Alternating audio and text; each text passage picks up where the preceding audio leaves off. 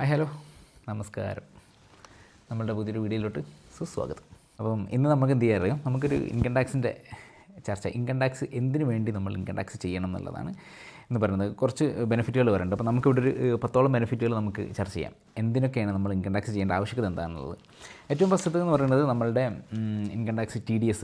നമ്മൾ ഈ പറയുന്ന പോലെ TDS TCS ആയിട്ട് നമ്മളിപ്പോൾ ഒരു വെഹിക്കിൾ എടുത്തിട്ടുണ്ടെന്നുണ്ടെങ്കിൽ 10 ലക്ഷത്തിൽ മേലോട്ട് വാല്യൂ ഉള്ളൊരു വെഹിക്കിളാണെന്നുണ്ടെങ്കിൽ അതിന് ഇത്ര പെർസെൻറ്റേജ് കമ്പനി എന്ത് ചെയ്യും, നമ്മളുടെ ഇൻവോയ്സിൻ്റെ കൂട്ടത്തിൽ അങ്ങോട്ട് വാങ്ങും.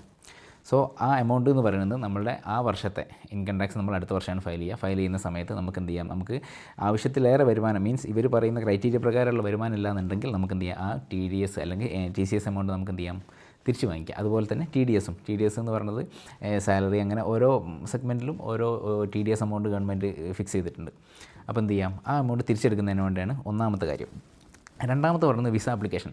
ഇപ്പം നമ്മളുടെ പുറം രാജ്യങ്ങളിലോട്ടൊക്കെ പോവുകയാണെങ്കിൽ ഇപ്പോൾ കണ്ടമാനമായിട്ടുള്ള സ്റ്റഡി ആവശ്യത്തിനും മറ്റു വർഷങ്ങൾക്കായിട്ട് ഈ പല ആവശ്യങ്ങൾക്കായിട്ട് നമ്മൾ പുറത്തോട്ട് പോകുന്നുണ്ട്.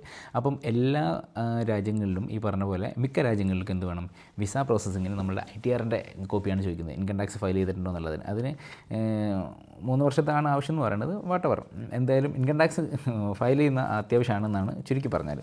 പിന്നെ മൂന്നാമത്തെ ഒരു കേസ് എന്ന് പറയുന്നത് നമ്മളുടെ അഡ്രസ് പ്രൂഫും കാര്യങ്ങളൊക്കെ ആയിട്ട് ഉപയോഗിക്കാൻ. നമ്മളുടെ അതിൽ നമ്മൾ കൊടുക്കുന്ന അഡ്രസ്സ് പ്രൂഫ് അത് പിന്നെ ആവശ്യമില്ലെന്നിരിക്കാം, നമുക്ക് വേറെ ആധാറും പാനും കാര്യങ്ങളൊക്കെ ഉണ്ടല്ലോ നമുക്ക് അഡ്രസ് പ്രൂഫൊക്കെ ആയിട്ട് കൊടുക്കാനും.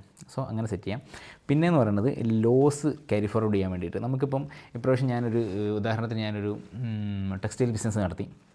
ഇപ്രാവശ്യം എനിക്ക് പ്രോഫിറ്റ് ഒന്നുമില്ല, പക്ഷേ എനിക്കൊരു 20 ലക്ഷത്തിൻ്റെ ലോസ് ഉണ്ടായിട്ടുണ്ടെന്ന് വിചാരിക്കാം. പക്ഷേ ആ 20 ലക്ഷത്തിൻ്റെ ലോസ് ഞാൻ ഇൻകം ടാക്സ് ഫയൽ ചെയ്യുന്നില്ല എന്നുണ്ടെങ്കിൽ, അതും ഈ പറയുന്ന ഡ്യൂ ഡേറ്റിൻ്റെ ഉള്ളിൽ ഫയൽ ചെയ്യുന്നില്ല എന്നുണ്ടെങ്കിൽ എനിക്കത് എന്ത് ചെയ്യാൻ പറ്റില്ല, ക്യാരി ഫോർവേഡ് ചെയ്യാൻ പറ്റില്ല. അടുത്ത വർഷം എനിക്ക് പ്രോഫിറ്റ് ഉണ്ടായിരുന്നു കൂട്ട്, അടുത്ത പ്രാവശ്യം എനിക്കൊരു 30 ലക്ഷം പ്രോഫിറ്റ് ഉണ്ട്.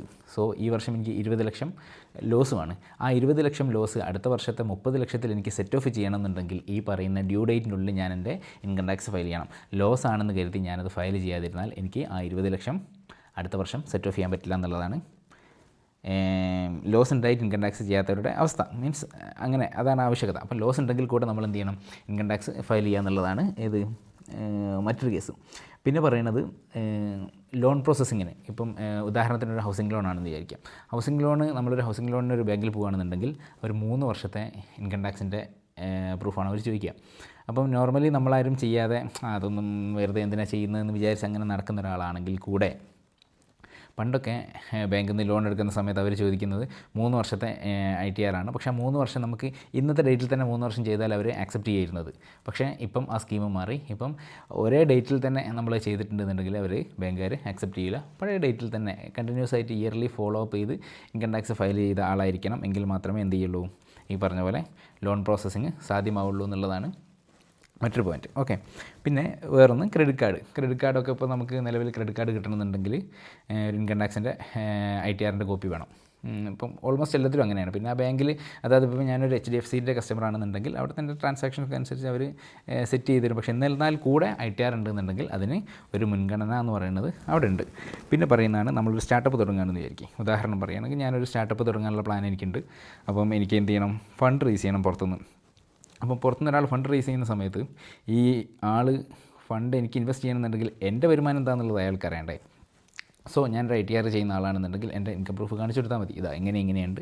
അപ്പോൾ എന്ത് ചെയ്യും, അതിൽ ഇത്രയും വരുമാനമുള്ള ആളാണെന്നുള്ളൊരു ഒരു ഉദ്ദേശം, ഒരു എന്താ പറയുക, ഒരു ഐഡിയ മറ്റേ ആൾക്ക് കിട്ടും, ഇൻവെസ്റ്റ് ചെയ്യുന്ന ആൾക്ക് കിട്ടും. സോ അയാൾ എന്ത് ചെയ്യും, നിങ്ങളുടെ സ്റ്റാർട്ടപ്പിലോട്ട് അയാൾ ഇൻവെസ്റ്റ് ചെയ്യും എന്നുള്ളതാണ് ഈ പോയിൻ്റ് കൊണ്ട് ഉദ്ദേശിക്കുന്നത്.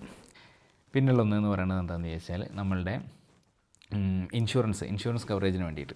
അപ്പോൾ നിങ്ങൾ അങ്ങനെ സംഭവിക്കാതിരിക്കട്ടെ എന്നിരുന്നാൽ കൂടെ നമ്മൾ പറയണമല്ലോ, ഒരാൾക്ക് ആക്സിഡൻറ്റ് പറ്റി, എനിക്കൊരു ആക്സിഡൻറ്റ് പറ്റിയെന്ന്, വേറെ ആരും നിങ്ങളെന്ന് പറഞ്ഞാൽ എനിക്കൊരു ആക്സിഡൻറ്റ് പറ്റി,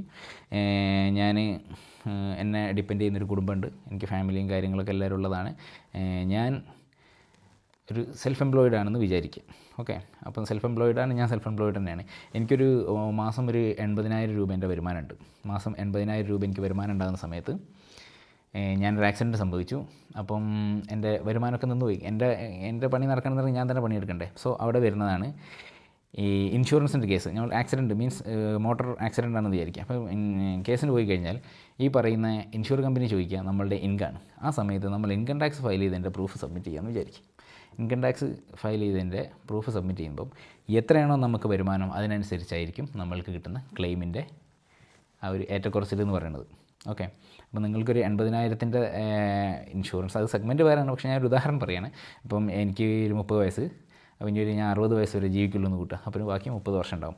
ആ 30 വർഷത്തിലോട്ട് ഈ പറയുന്ന 80,000-ൻ്റെ മാസക്കണക്ക്, മാസത്തിന് 80,000 വെച്ച് വർഷത്തിലോട്ട് ഇത്ര, അങ്ങനെ 30 വർഷത്തിലോട്ട് ഇത്ര, അതിന് ഇത്ര പെർസെൻറ്റേജ് ആ കണക്കിലോട്ടായിരിക്കും നമുക്ക് എന്ത് ചെയ്യാം, ഇൻഷുറൻസ് ക്ലെയിം കിട്ടുക. സോ ഇങ്ങനൊരു സാധനം കൂടി ഉണ്ട്. ഇത് ഓൾമോസ്റ്റ് പലർക്കും അറിയാത്തതാണ്, പക്ഷേ നമ്മൾ എന്തും നമ്മൾ ഭാവിയിൽ കാണണമല്ലോ എന്ത് സംഭവിക്കുന്നുള്ളത്. സോ ഫയൽ ചെയ്യുന്നതുകൊണ്ടുള്ള മറ്റൊരു മെച്ചം കൂടിയാണ് ഞാൻ ഈ പറഞ്ഞത്. ഈ ആക്സിഡൻ്റൽ ഇൻഷുറൻസ് ക്ലെയിമിന് വേണ്ടിയിട്ട് ഇത് നല്ലപോലെ യൂസ്ഫുള്ളാണ് നമ്മൾ ഇൻകം ടാക്സ് ഫയൽ ചെയ്യുന്നത്. സോ എന്ത് ചെയ്യാം, നിങ്ങൾ ആലോചിക്കാം, നിങ്ങൾ ഈ പറയുന്ന ഏതെങ്കിലും കാറ്റഗറിയിലുള്ള ആളാണോ എന്ന് ചിന്തിക്കുക, അല്ലെങ്കിൽ ഏതെങ്കിലും സാധനം നിങ്ങൾ ഭാവിയിൽ ഉപയോഗിക്കാൻ സാഹചര്യമുള്ള ആളാണോ എന്ന് ചിന്തിക്കുക. ഇൻഷുറൻസിൻ്റെ കേസൊക്കെ എന്തായാലും നമ്മൾ കണക്ക് കൂട്ടണം, കാരണം മനുഷ്യനാണ്, നിന്ന നിപ്പിൽ മരിച്ചു പോകുന്നുണ്ട്, പിന്നെയാണോ. അപ്പോൾ എന്ത് ചെയ്യുക, നിങ്ങൾ ആലോചിക്കുക ഇനി പറഞ്ഞ കേസുകളിൽ ഏതെങ്കിലും നിങ്ങൾക്ക് ഉണ്ടോ എന്നുള്ളത്. സോ ഇൻകം ടാക്സ് ഫയൽ ചെയ്യുക. അതുപോലെ ഇങ്ങനത്തെ കേസുകൾ GST, ഇൻകം ടാക്സ് ഓഡിറ്റ് പോലത്തെ ബിസിനസ് കൺസൾട്ടൻസി സർവീസുകൾക്ക് വേണ്ടിയിട്ട് നമ്മളുമായിട്ട് ബന്ധപ്പെടുക. ഓക്കെ, പുതിയതുപോലുള്ള വീഡിയോസുമായിട്ട് വീണ്ടും കാണാം. ഫോളോ ചെയ്യാൻ മറക്കണ്ട. ബൈ.